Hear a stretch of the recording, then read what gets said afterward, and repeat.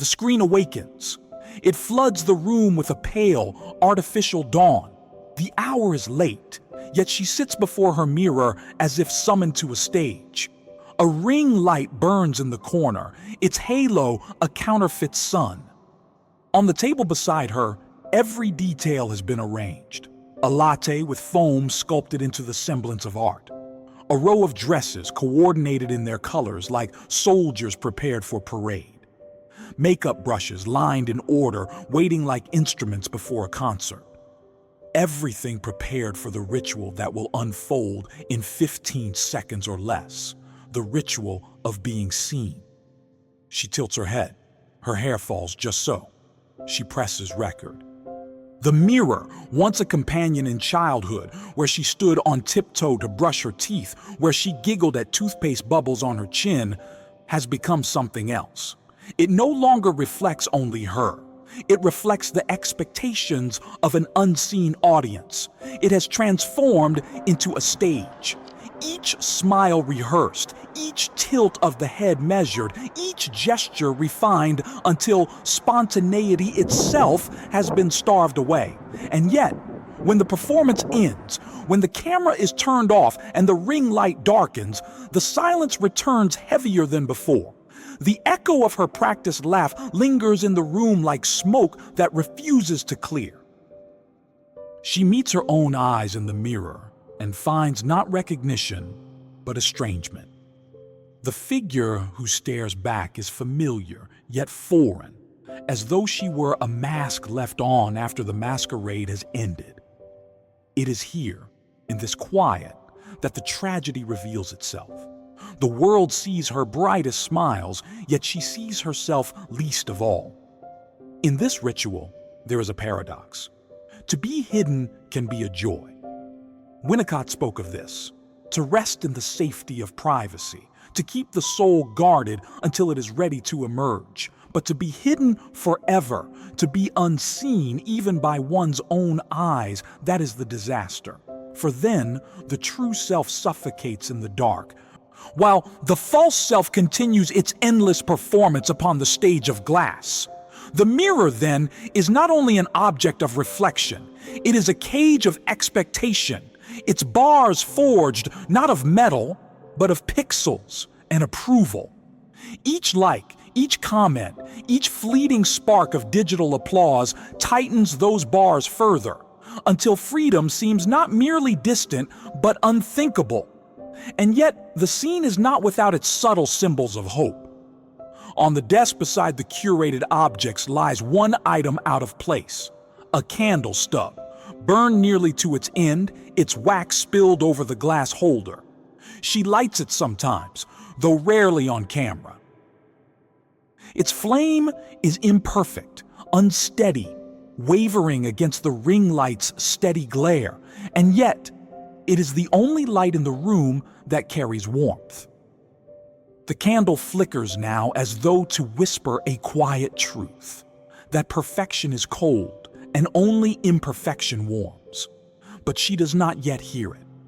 She sits in her chair, adjusting her sleeve, watching herself as others will watch her, trying to edit her existence before it is even lived. Outside the window, the night is still. The city hums in the distance, indifferent to her small performance.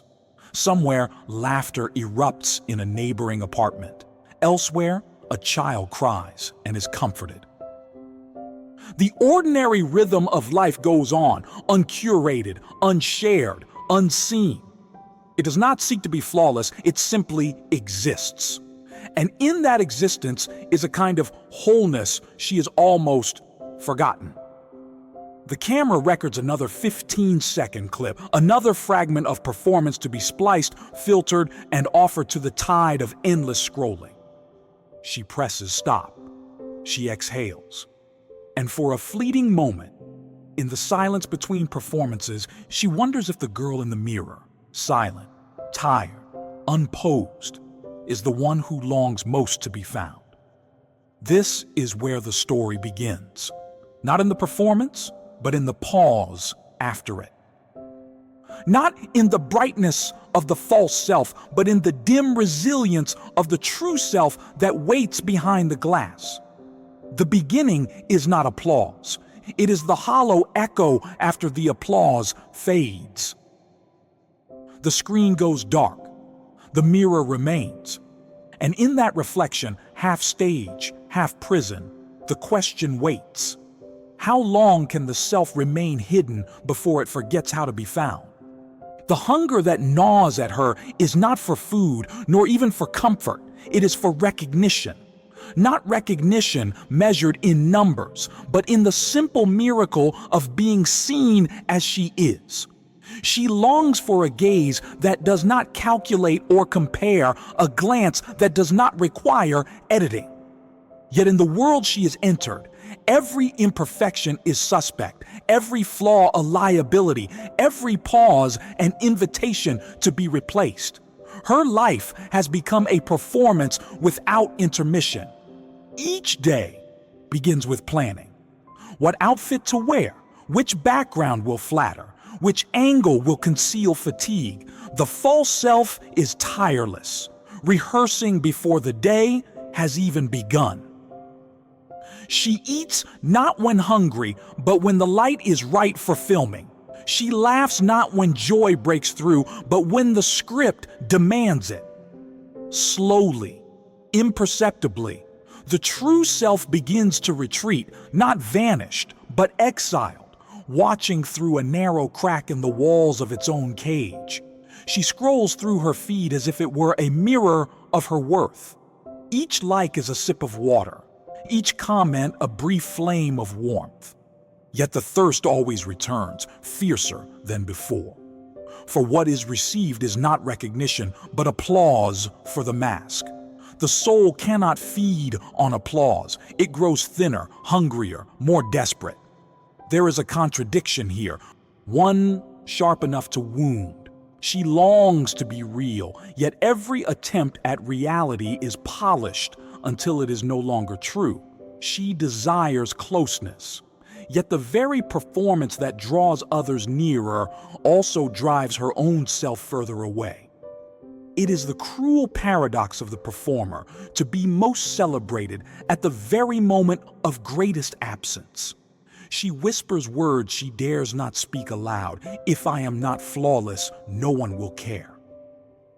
These words are a chain. They bind her movements, dictate her choices, press upon her chest like a weight, and though they are untrue, they shape her world as though they were law.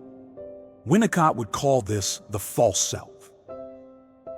A shield born of necessity, forged to protect a fragile soul from rejection and ridicule, and indeed it has served her well. It has brought her safety, belonging, even a taste of admiration. Yet a shield carried too long becomes a burden. When one forgets the difference between armor and flesh, one no longer remembers what it feels like to be alive. The mirror reflects not simply her face, but the battle between survival and living. Once it was neutral, a simple surface that returned her gaze. Now it has become a judge, its glass carrying the weight of unspoken questions. Are you enough? Will they love you? Can you risk being seen as you are? Behind the flawless images lies fatigue. Nights without rest, spent editing the same clip again and again. Days consumed not with the fullness of living, but with the choreography of appearing alive. When she laughs on screen, the sound rings hollow in her own ears. When she smiles for the audience, she feels her true mouth pressed shut behind the gesture. There are moments when she pauses, when she looks into the mirror after the light is turned off and sees her face without the mask. In those moments, despair creeps in. Not despair of failure, but despair of absence. Who am I if I am only what I perform? This is the wound. To have traded recognition for applause, intimacy for visibility, authenticity for survival.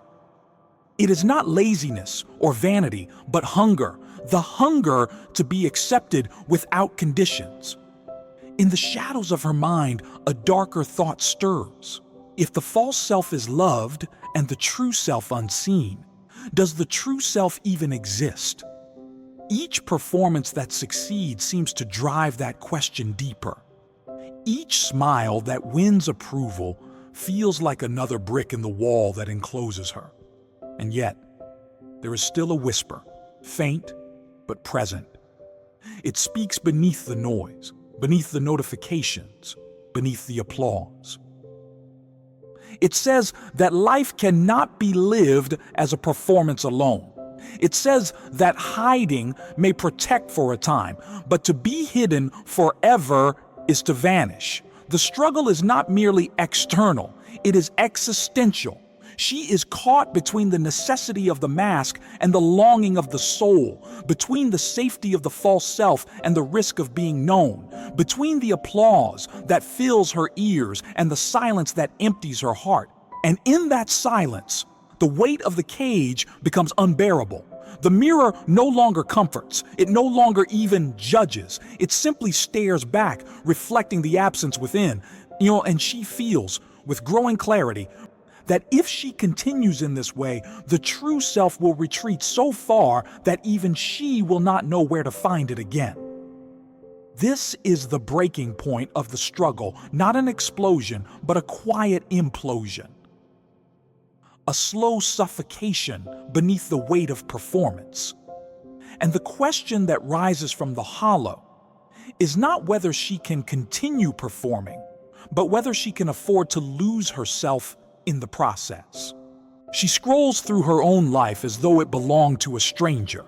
Each clip plays like a fragment torn from a dream, smiling, gesturing, laughing on cue. The rhythm is flawless, but she feels none of it. Pride does not come. Instead, there is hollowness. With every video she watches, a deeper absence opens inside her like a well without a bottom. The applause has grown meaningless, the numbers weightless. What value is there in 1,000 affirmations if none of them reach the self she has hidden away? The truth stirs within her, sharp as a thorn. I am present on the screen and yet absent from myself. For a moment, the room seems unnaturally still. The buzzing of notifications fades. The glow of the ring light sits cold and unused. She remembers another mirror, not the polished stage of LEDs, but the humble bathroom glass where she once collapsed in tears. That night, her mascara ran in dark streaks, her hair tangled and unkempt. She had felt broken, yet strangely alive.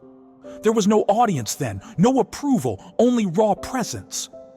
The memory strikes her with unexpected clarity. That moment of imperfection, unguarded and unshared, had felt more real than any performance she had ever offered to the world. The realization enters quietly, like dawn slipping beneath a locked door. It is not thunder or lightning.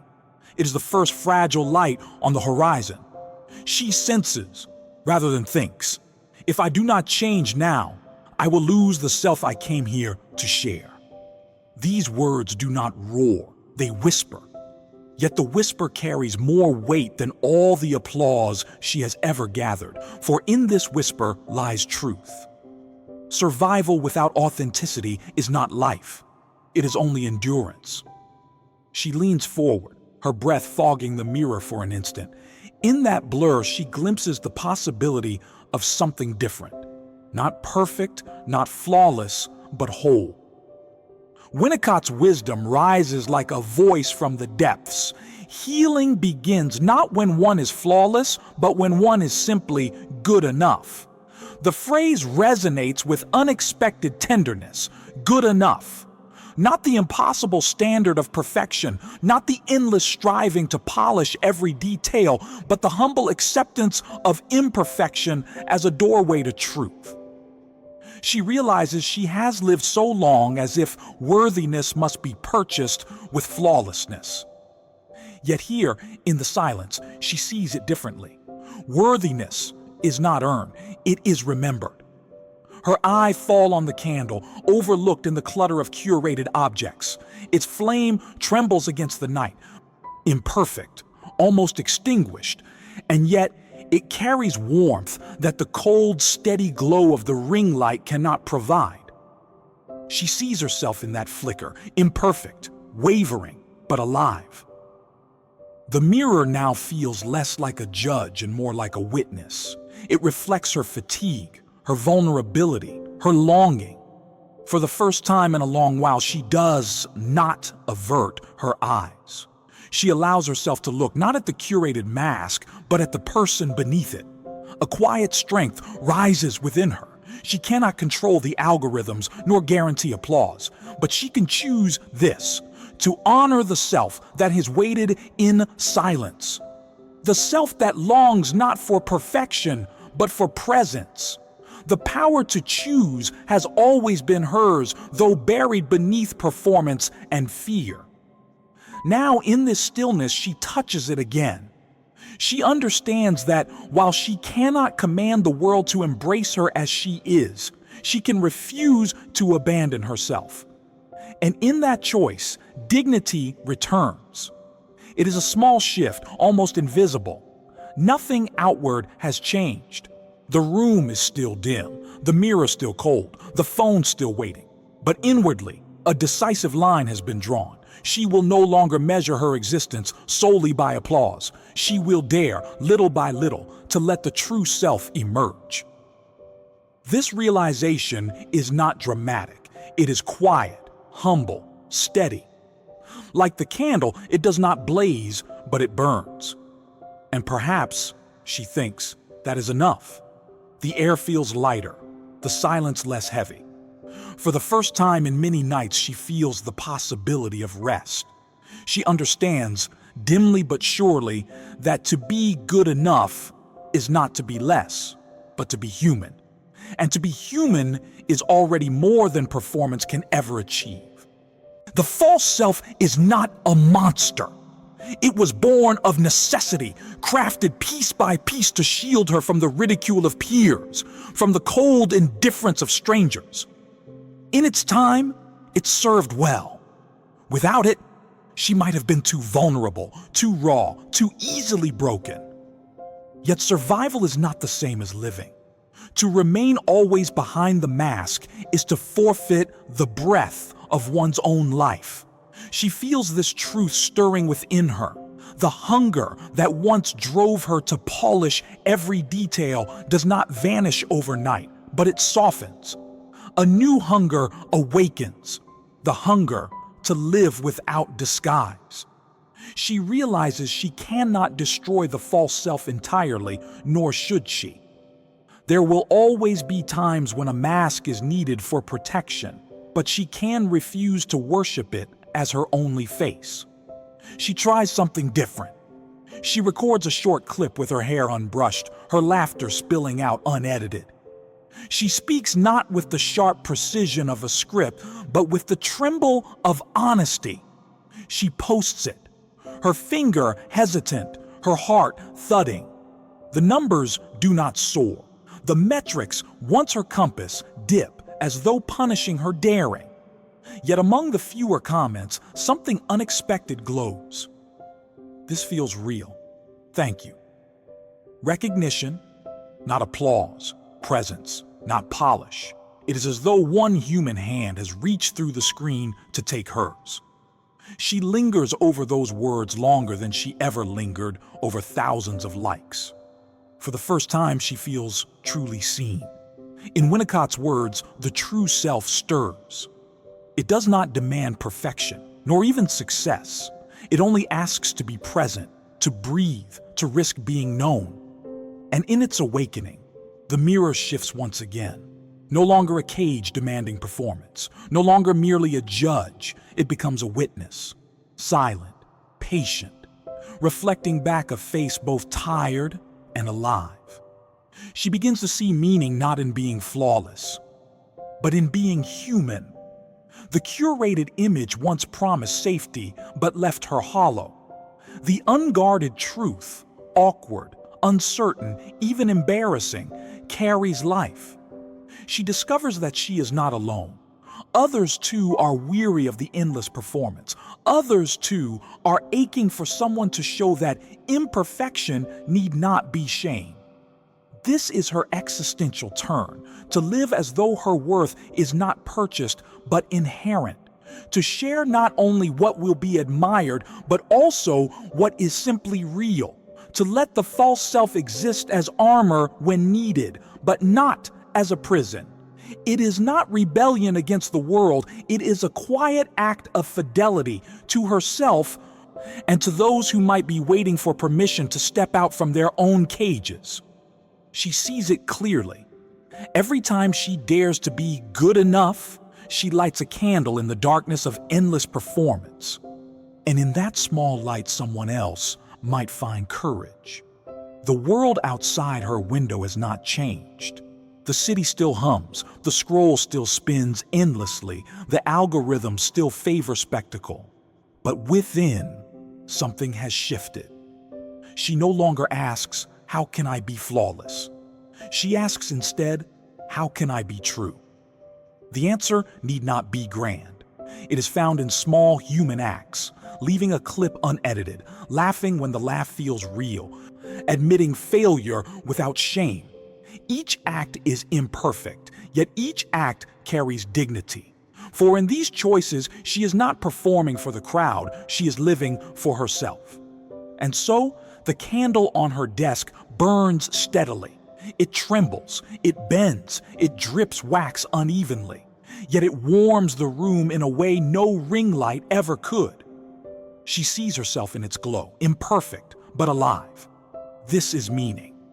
Not applause, not numbers, not the illusion of flawlessness, but the quiet courage to be present in one's own skin. This story is not confined to TikTok. It is the quiet rehearsal of a smile at the office when exhaustion weighs like stone. It is the practiced laughter at a joke that wounds rather than delights. It is the carefully curated photograph posted after a day of private tears. We are all in some way performers. Gen Z has named it performing. Winnicott called it the false self, but the shape is the same. A mask worn for survival, for belonging, for safety. And yet, the danger is always this, that the mask hardens into a face and the actor disappears into the role. The lesson is not to despise the mask. There are moments when it protects us, when it spares us from the cruelty of careless words or harsh judgment. But the mask must never be mistaken for the self. If we forget to remove it, even in the privacy of our own lives, we risk becoming hollow. A performance running long after the stage lights should dim. The whisper rises. If I do not stop performing, I will disappear into the performance. These words are not condemnation. They are invitation. Invitation to pause, to breathe, to let the true self step forward, even for a moment. Think of the countless ways we wear our masks today. The worker who answers, "I'm fine," though their heart is unraveling. The student who curates a perfect study aesthetic while drowning in anxiety. The parent who posts smiling family portraits while feeling unworthy in silence. Each of us knows the cost of this performance. It drains, it isolates, it starves the spirit of recognition. Yet the act of unveiling, even in the smallest measure, carries power. A tired, "I'm struggling today," spoken honestly to a friend, may do more to free the soul than 100 flawless photos. We live in an age that rewards spectacle, but life itself asks something quieter of us. Life asks us to be present, to choose moments of honesty, to recognize that worth is not purchased with flawlessness. Meaning is not in being admired, but in being real. When we dare to show our true selves, even briefly, we offer others the courage to do the same. Each act of authenticity is like lighting a candle in a darkened room. It may not flood the space with brilliance, but it keeps the shadows from consuming everything. So this is the universal call: to remember that the self behind the mask is precious and that life cannot be lived in endless performance, to recognize that while applause fades, dignity endures. The cost of ignoring this is immense. If we do not stop, if we do not learn to be present, then we risk a quiet disappearance, not of our body, but of our soul. To live always as the mask is to die unseen, unrecognized even by ourselves. But if we stop, even briefly, if we look in the mirror and allow the tired, imperfect, unguarded face to meet our own gaze, then we live. Perhaps clumsily, perhaps without polish, but with the kind of meaning that cannot be measured in likes or metrics. This is not a rejection of excellence. It is a reminder that excellence is not worth the price of vanishing. It is a whisper that being good enough is not failure, but fidelity to the truth of our existence, to the simple miracle of being alive. And so the choice comes to all of us: to continue the endless performance until the self dissolves, or to pause, to breathe, to step into life as it is. The question is not whether the world will love us when we are real. The question is whether we will love ourselves enough to be real, even if no applause follows. The room is quiet. The mirror no longer shines with the false brightness of the ring light. The candle burns with a softer glow, its imperfect flame steady despite the drafts of the night. She studies her own reflection, not polished, not prepared, but present. For the first time in a long while, she does not avert her eyes. This is where the journey bends toward the listener, toward you. Tonight, when you stand before your own mirror, change the question. Do not ask, would this image please them? Do not ask, would this go viral? Ask instead, would this be enough if no one ever saw it? And when hesitation rises, allow yourself the courage to whisper yes. For this is the quiet truth. To be good enough is not to be lesser, it is to be human. We are trained to perform, to polish every corner of our lives until it shines for the gaze of strangers. But beneath the performance lies the one who longs not for applause, but for recognition. You carry this self within you, the self that does not require perfection to be worthy of love. To live in fidelity to this inner self does not mean rejecting the world. It means meeting it with honesty. It means carrying yourself not as an endless product to be consumed, but as a soul to be encountered. The action is small, but small actions shape destinies. Tonight, stand before the mirror and look at your own eyes. Not at the hair you wish were different, not at the skin you wish were smoother, but at the gaze that looks back. Hold it without judgment. Hold it until you feel the pulse of life behind those eyes. This is your beginning. Perhaps you will choose to lay down the phone early tonight, to leave a post unedited, to laugh tomorrow without rehearsing it first. Perhaps you will allow someone close to glimpse your tiredness instead of covering it with a mask of strength. These are small rebellions, but they are the rebellions of the soul. The kind that declare, I am here, I am alive, I am enough. The world will continue to reward spectacle, but life itself rewards truth. And the reward of truth is not applause, but peace. It is the dignity of carrying yourself without betrayal, of knowing that even if the world does not cheer, you did not abandon your own soul. This is the meaning that waits beneath all performance, not to shine brighter than others, but to shine honestly in the space that is yours alone to fill. So tonight, light a small candle if you can. Let it flicker against the mirror's surface. Let its glow remind you that perfection is cold, while imperfection warms. Whisper to yourself, not as a command, but as a blessing. I am good enough.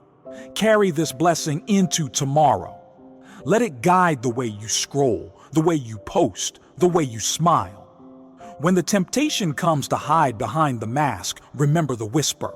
To be hidden may be safe for a time, but to be hidden forever is a disaster. Step out, even briefly, even imperfectly, and let yourself be found. And if fear answers back, let your reply be gentle. Say to yourself, even trembling, even uncertain, I am enough. The mirror closes the loop, not stage, not cage, but witness.